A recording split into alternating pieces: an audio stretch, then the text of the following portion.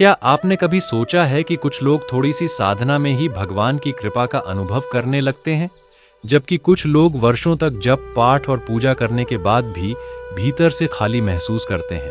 क्या भगवान पक्षपात करते हैं? क्या भगवान केवल कुछ विशेष लोगों पर ही कृपा करते हैं? नहीं, भगवान सब पर समान कृपा बरसाते हैं।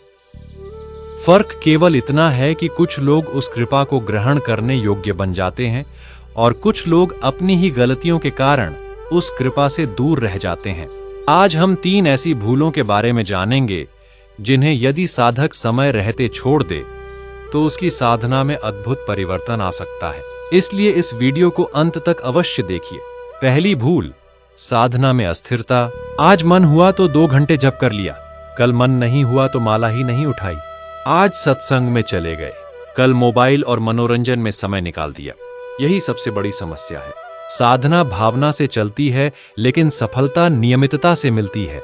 मान लीजिए कोई किसान एक दिन खेत में खूब पानी दे और फिर 10 दिन तक बिल्कुल पानी न दे, क्या फसल तैयार होगी? कभी नहीं। उसी प्रकार यदि साधना भी कभी बहुत और कभी बिल्कुल नहीं होगी तो मन स्थिर कैसे होगा? भगवान को हमारी मात्रा नहीं, हमारी निरंतरता प्रिय है। रोज थोड़ा कीजिए, लेकिन नियमित कीजिए। रोज 5 माला संभव है तो 5 ही कीजिए।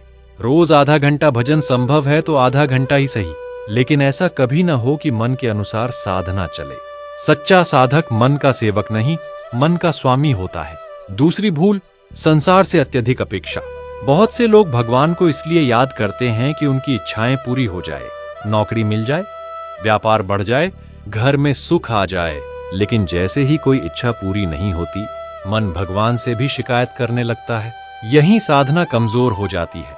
भक्ति सौदा नहीं है, भक्ति समर्पण है। जब बच्चा अपनी माँ के पास जाता है तो वह हर बार कोई सौदा नहीं करता। उसे विश्वास होता है कि माँ जो करेगी मेरे हित में करेगी। वैसा ही विश्वास भगवान पर भी होना चाहिए।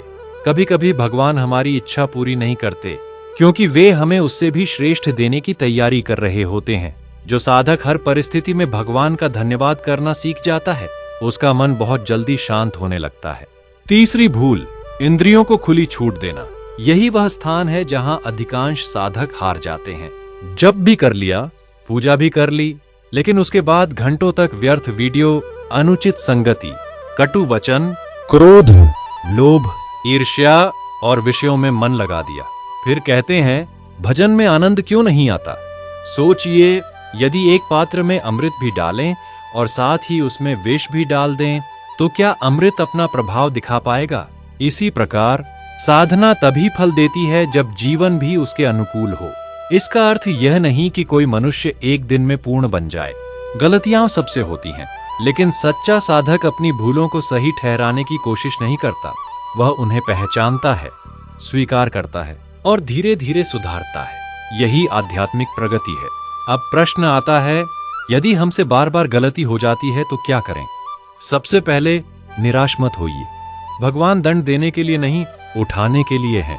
हर बार गिरने के बाद फिर उठिए, फिर नाम लीजिए, फिर प्रयास कीजिए। यही साधना है। जो गिरकर भी चलता रहता है वही अंत में मंजिल तक पहुंचता है। एक और महत्वपूर्ण बात, सत्संग का महत्व कभी कम मत समझिए। जैसा संग वैसा रंग। यदि दिन भर ऐसे लोगों के बीच रहेंगे जो केवल संसार की बातें करते हैं तो मन भी वैसा ही बन जाएगा। लेकिन यदि प्रतिदिन थोड़ा समय संत वाणी, भगवत गीता, भागवत या भगवान के नाम में बिताएंगे तो धीरे धीरे मन भी बदलने लगेगा। मनुष्य का जीवन उसके विचारों से बनता है और विचार संगति से बनते हैं। याद रखिए, भगवान को प्रभावित करने के लिए बड़ी बड़ी बातें नहीं चाहिए, उन्हें चाहिए एक सच्चा हृदय। तो आज से 3 संकल्प अवश्य लें। पहला, मैं अपनी साधना में नियमित रहूंगा। दूसरा, मैं हर परिस्थिति में भगवान पर विश्वास रखूंगा। तीसरा, मैं अपनी इंद्रियों, संगति और आचरण को शुद्ध बनाने का प्रयास करूंगा। याद रखिए, साधना का फल अचानक नहीं मिलता, लेकिन जो व्यक्ति बिना रुके चलता रहता है, एक दिन वही भगवान की कृपा का अनुभव अवश्य करता है। भगवान कभी किसी की सच्ची भक्ति व्यर्थ नहीं जाने देते। अगर आपको यह संदेश प्रेरणादायक लगा हो तो वीडियो को लाइक करें, अपने परिवार और मित्रों के साथ साझा करें और कमेंट में श्रद्धा से एक बार अवश्य लिखें।